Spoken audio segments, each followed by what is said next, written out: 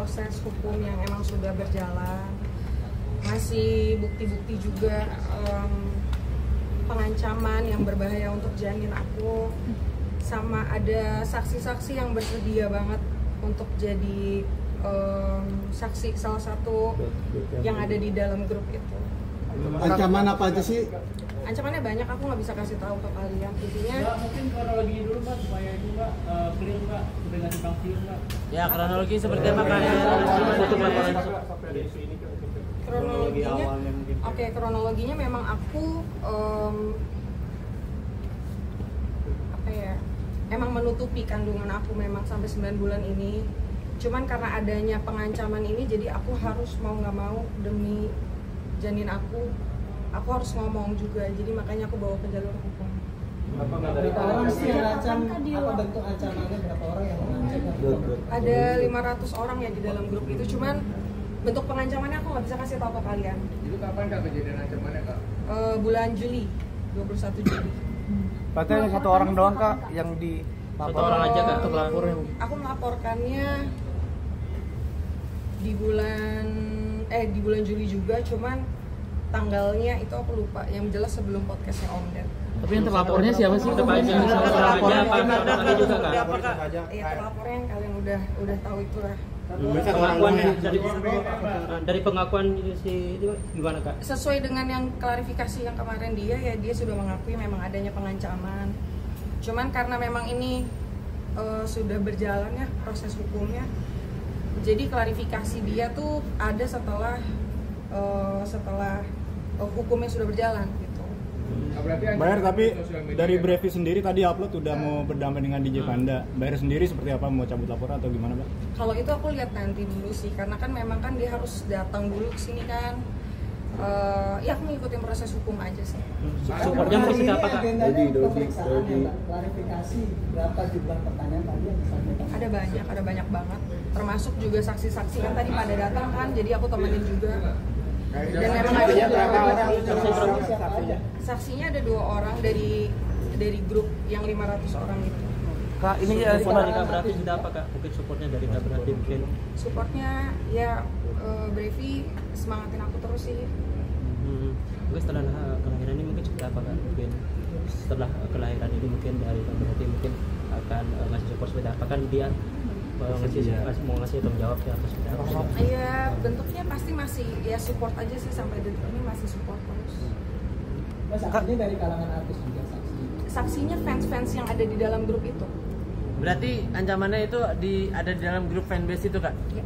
Kak, ini kan banyak yang ada juga yang dukung kamu, ada yang hujat kamu juga, mungkin tanggapannya seperti apa gitu? Kalau hujatan pasti ada, karena nggak mungkin hal-hal yang masih tabu kayak gini diterima semua orang.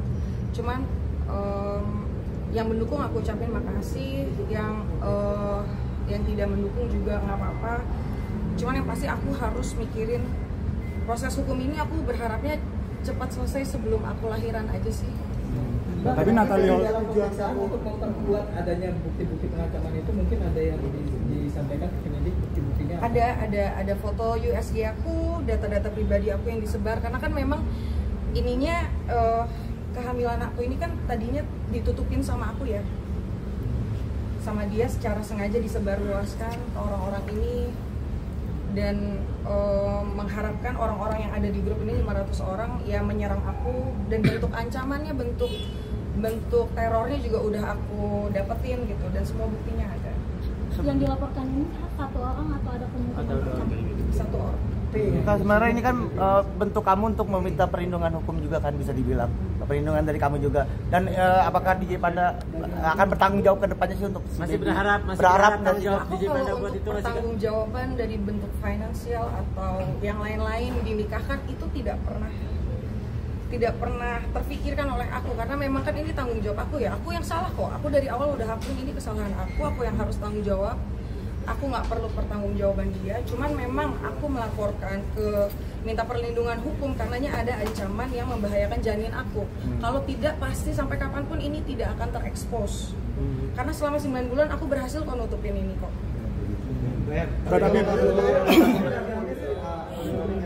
Mengingat dia akan menjadi calon bapak dari anak-anak kamu, memikirkan dampak psikologis ke anak kamu dan Oh pasti, tapi itu nanti. Tapi itu nanti, yang jelas sekarang yang terpenting kondisi kesehatan janin aku dulu, mental aku dulu, kedepannya nanti bisa aku pikirin lagi. Next kalau misalnya dia mau ngambil peran mungkin Oh itu aku belum bisa pikirin. Mbak E, terus video parodi dari Natalie ini seperti apa Kak? Mungkin ada komunikasi? Kalau video dari Natalie, aku secara personally aku nggak pernah kenal ya sama Natalie ya. Maksudnya aku tidak pernah berteman dan tidak pernah ada masalah juga. Jadi kalau misalnya memang video parodi itu memang ditunjukkan kepada aku ya, kalau memang Kak Natalie ada itikat baik minta maaf pasti aku maafin, karena kan ngelihat dia juga ibu punya anak ya. Dia punya anak juga, dia pernah ya dia single parent juga, jadi pasti aku maafin kalau dia minta maaf. Tapi sampai sejauh ini belum ada Belum. Sampai di kita udah ada ketemuan. Belum. Komunikasi terakhirnya gimana tuh? Komunikasinya dia ada chat memang. Chatnya itu pengen ke rumah, tadi katanya dia ke rumah aku, cuman aku kan memang udah ke rumah sakit tadi, baru dari rumah sakit kan, jadi nggak ketemu. Mbak Eri izin menegaskan tapi tanggapan dalam hal ini DJ Panda. Yes. Untuk kondisi janin sendiri harus seperti apa Pak?